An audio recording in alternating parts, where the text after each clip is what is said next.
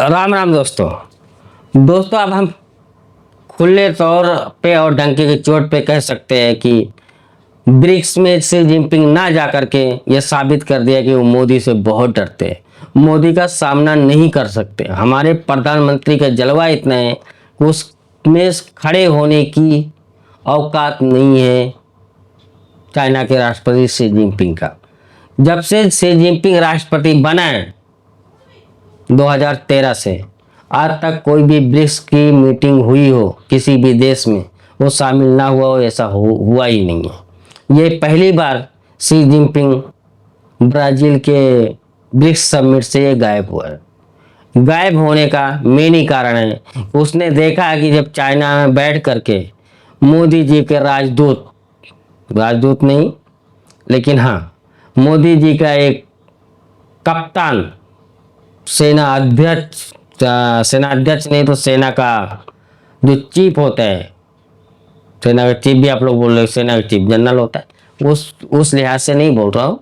मतलब कि कुल मिलाकर के रक्षा मंत्री हमारे डिफेंस मिनिस्टर राजनाथ सिंह के सवालों का जवाब और राजनाथ सिंह को ही नहीं झेल पाए चीन के जो रक्षा मंत्री है या चीन के जो राष्ट्रपति शी जिनपिंग, उनके देश में बैठ करके उनको ही खरी खरी सुना करके राजनाथ सिंह भारत लौटे हैं और चाइना में चीन की औकात बताई कि तुम्हारी औकात क्या है। एक एससीओ के सभी देशों का एक साझा बयान नहीं शामिल कर पाए ये लोग। तब ये शी जिनपिंग ने सोचा होगा ब्राजील तो हमारा देश भी नहीं है, ब्राजील में हम जाएंगे और मोदी जी से सामना होएंगे, मोदी जी को कैसी खरी खरी सुनाएंगे। ओ हो ना हो अगर ज़्यादा गुस्सा आए तो मोदी जी एक आधा जमा भी ना दे। इससे भी शी जिनपिंग डर गया होगा बेचारा, बोला होगा कौन खड़ा हो मोदी जी के सामने, इससे अच्छा है हम गायब होने का बहाना कर लेते। आप लोग देखे होंगे 10-15 दिन हो गया वो दिखा नहीं है। भारत के मीडिया में चल रहा है कि शी जिनपिंग का तख्ता पलट हो गया, ये हो गया, ऐसा हो गया और चीन की आर्मी पीएलए ने कब्जा कर लिया, वहाँ पे कोई और राष्ट्रपति बन गया। ये दुनिया की अफवाहें चल रही है, लेकिन मेन बात तो ये है कि वो चीन के राष्ट्रपति शी जिनपिंग ये सब अफवाहें उड़वाया मुझे लगता है, क्योंकि उसको ब्राजील में ब्रिक्स समिट में ना जाना पड़े। अगर ब्रिक्स समिट में गया तो मोदी जी ना उसकी पैंट उतार देंगे। इस वजह से वो अपनी इज्जत बचाने की वजह से ये अफवाह फैलवाई है, मुझे तो ऐसा लगता है। हो सकता है तख्ता पलट हो गया, लेकिन अगर ये दिखाई दे दिया 8-10 दिन बाद तो ये चीज़ का मान लेना दोस्तों कि शी जिनपिंग मोदी जी के डर की वजह से 10-15 दिन मीडिया से या सब जगह से गायब हो गया था और अफवाह फैला दिया कि चीन में तख्ता पलट होने जा रहा है। अगर ये दिख गया ब्रिक्स सम्मेलन के बाद तो मान लेना दोस्तों ये सब एक शी जिनपिंग की ही चालाकी थी। अब मोदी जी ने ब्रिक्स में चाइना के प्रधानमंत्री मतलब कि शी जिनपिंग का चेला गया था,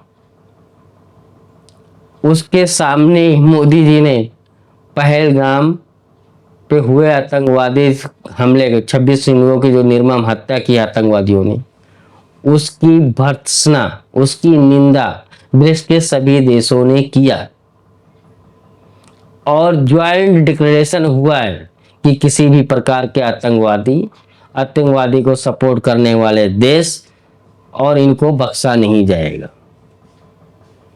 तो शी जिनपिंग अगर सामने बैठा होता उसकी गर्दन तो ऐसा के सिवा ना ऐसा हुआ ही नहीं होता। मोदी जी से आग मिलाने की हिम्मत शी जिनपिंग में नहीं थी।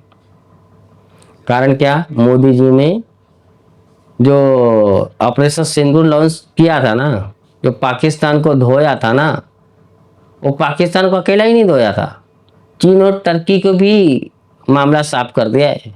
और वो तो आप लोग जानते हैं कि air defence system, fighter jet, missile, drone, ये सब तो चाइनीज ही थे।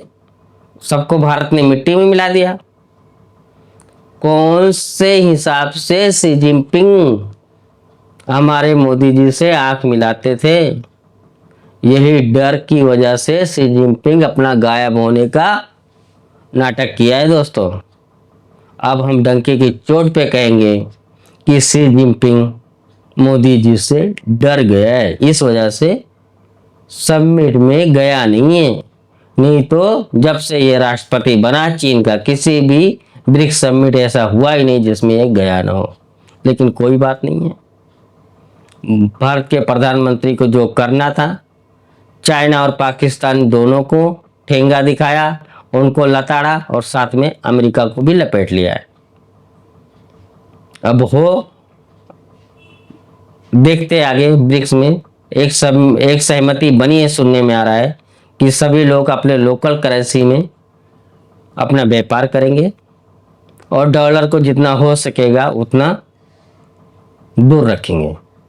और इसी वजह से ट्रंप ने धमकी भी दे दिया है कि जो जो ब्रिक्स समिट में शामिल है देश, उनके ऊपर हम 10 गुना ज़्यादा टैरिफ लगाएंगे। ऐसा कुछ टैरिफ, जीवी ने टैरिफ की धमकी दे दी है। लेकिन वो धमकी से डरता कौन है? भारत तो बिल्कुल नहीं डरता है। लगा लो टैरिफ, टैरिफ का वार टैरिफ से होएगा। अब वो नहीं रह गया भारत की कांग्रेस ही देश को चला रहे। अब भारत का बेटा निस्वार्थ भाव से देश चलाने वाला प्रधानमंत्री मोदी जी है। सबको उनकी औकात दिखा देंगे। दोस्तों वीडियो ये समाप्त करते हैं। प्लीज़ वीडियो को लाइक और सब्सक्राइब जरूर कर लें। जय हिंद, वंदे मातरम, भारत माता की जय हो। जय